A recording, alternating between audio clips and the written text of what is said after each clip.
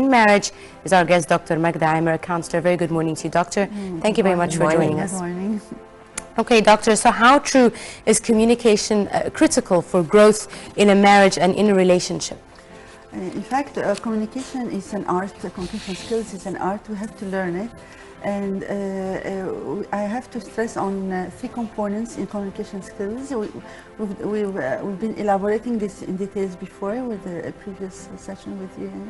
It was first that we have the verbal component, which accounts for only 7%. I mean, whatever you utter as a word, account for your communication for only 7%.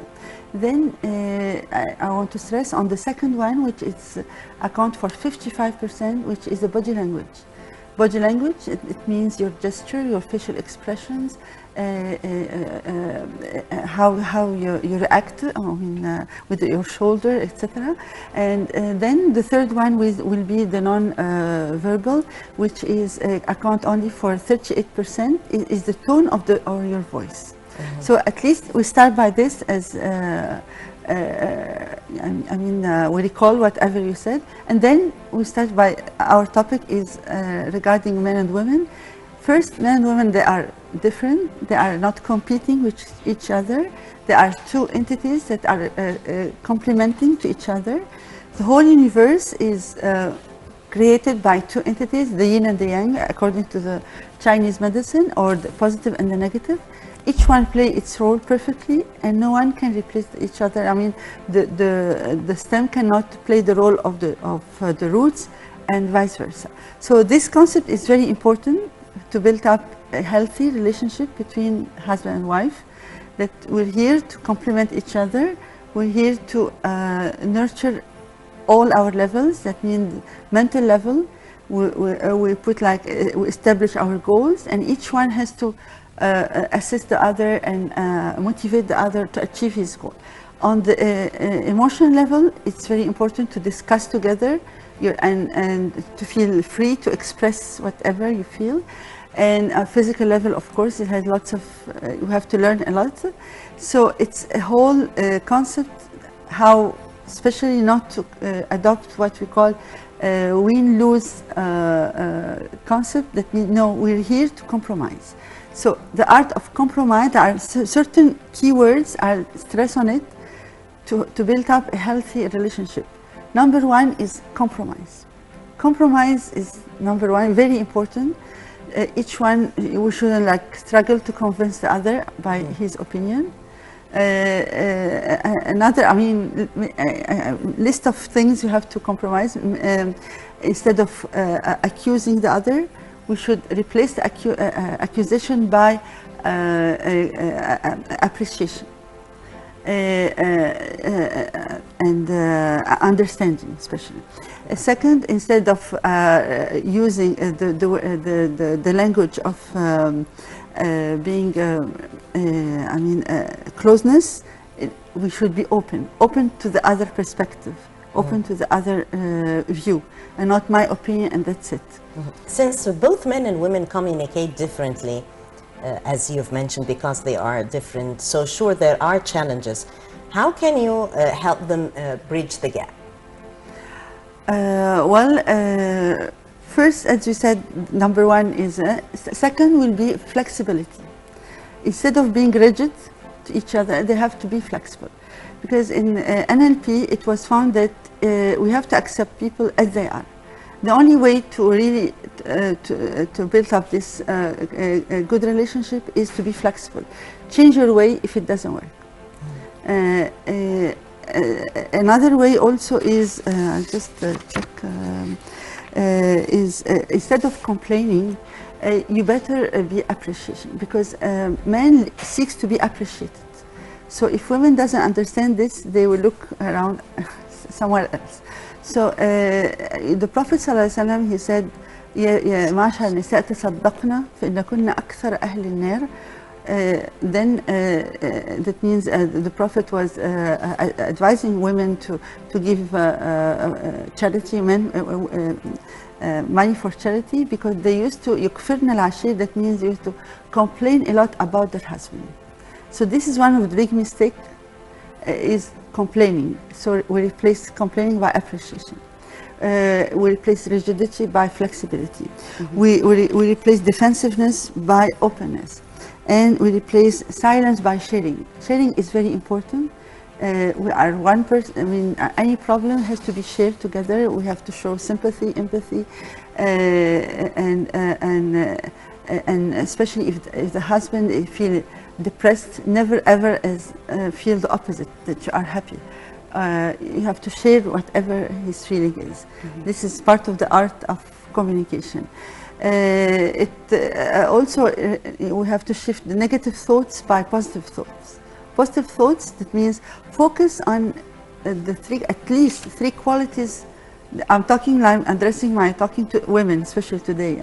So at least women have to focus on three qualities for her husband, and never recall whatever has been finished in the past. So forget about the past. About the past, and then generalize it. You always do so and so and so. Never use the word always, because this is happening once or twice. So you have to limit your thoughts and your focus. Also, among the advices is for women, especially. It was given by a lady, an Arab lady, that has given a list of advices for her daughter before marriage. She told her, be a center of attraction, center of comfort. ومن آياته أن خلق لكم من أنفسكم أزواجا لتسكنوا إليها وجعل بينكم مودة ورحمة إن في ذلك لآيات لقوم يتفكرون. Here, when we translate it, that means women has to learn how to be the center of comfort. A second, that means she, like Khadija did, the Prophet's wife, whenever he was in distress, and after the revelation of the spirit, I mean, the angel, Archangel Gabriel, he was really shaken, and he went to see her. She reassured him. So it's very important for a woman to have this art of reassurance for her husband, and she just recalled his qualities. So this is like, how come anything bad will happen to you, though in fact you have lots of qualities, like helping the poor, you're saying the truth, you're very generous to the host, and so on. So another thing for the women, I give her advice also to be a perfect listener. A perfect listener for the husband, it means she has to pay attention, not to overlap the corners together. That means what? While he's talking to her, she's busy doing something else, or answering the phone of a colleague. This is another social corner or professional corner. How come you mix it with the marital one? So you have to be focused and give quality time. Quality time means you really pay attention and then rephrase what he said. Never, of course, let him feel that his speech is unworthy. And at the end, my precious advice will be how to admonish your husband. And this is very hateful. Men dislike to be admonished. So we adopt what we call sandwich technique. Sandwich technique is what is, suppose you want to criticize something and stop him doing whatever, you don't go and just directly and say, don't do this. This is really would be like very resentful for him. And how do you sandwich it then? And then you sandwich it then by first you flatter him. You say, I appreciate very much your cooperation, how much you're keen about helping me in household chores and all of this, and then you so go diplomacy is the key here. Yeah, the key here is just how to first be by flattering. diplomatic. Yeah. Yes, exactly, diplomatic. And then in the middle, you start to say, but you know, your desk is very messy. It will be really nice of you. And rather than giving orders. Instead of giving orders. Doctor, let me ask you. At the end, you finish by, again, another good aspect. Right. Of course, this is all well and said, but the problem, of course, arises when there's an argument or there is anger in the equation. It seems that people might forget some of this very precious advice. So tell me, how can communication skills be learned? I mean, surely you need to practice how to communicate in such a way that doesn't block communication between you and your husband. Sure. Especially when there is an argument, we have to go to the point of attraction. Whenever point of attraction, it's a phase when they get to know each other in the beginning, and then there is a peak of attraction, peak of perfect relationship. We have to recall this and focus on it, and never focus on any disagreement. This is number one. So we remind each other, you remember when you were in the honeymoon, or any good things that happen, any events, nice. So, because why? The subconscious mind cannot concentrate on two things at a time. You either focus on the positive or the negative. So one will cancel the other. So this is an art. Second, you choose the best time to argue together. And time is very important. When he's busy, he won't be receptive, of course. So this is an art, again, to select the time. Third, I'll advise never ever leave a problem or arouse a problem and then leave it open before you sleep. Because you have to really finish and sort out the problem before sleeping, because while sleeping, everything is amplified through the subconscious mind, and instead of resolving the problem, it is multiplied and complicated. So this, and never also use hurting words, because even if the problem is solved, hurting word lasts forever, and you just keep on, it remains in your mind and it affects you negatively. Also about the advices is never link between love and the negative things that happen, like I don't love you anymore because you've done so and so. No, this is like you hate the sin, as we say in Islam, but you don't hate the sinner. So like separate between both is very important. And don't generalize. You always do this and this. This is very, very important. Focus on minor, it is a minor problem. And again, go for the three qualities. Put yourself in his shoes and say why he behaved so. Maybe there is at least 1% mistake I've done. This is very rare. When you blame yourself, you have to learn how to say, maybe I shouldn't do this anymore because it really hurt him so much, whatever.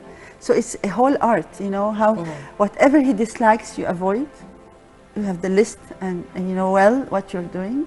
And whatever he likes, or the opposite, you try to please him by whatever he likes.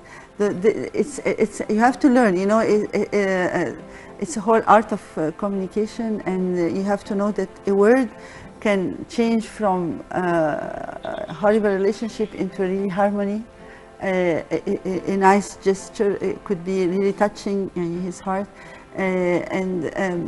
Among the advices of the ladies, in the Arab ladies, to her daughter, she said, be an attractive point for him regarding how you look like, how your smell, never smell bad, never let him smell any nasty odor, keep the smile. And this is like a key word and a golden rule for the Prophet ﷺ, he gave us to, is to keep smiling, because smiling is an act of charity.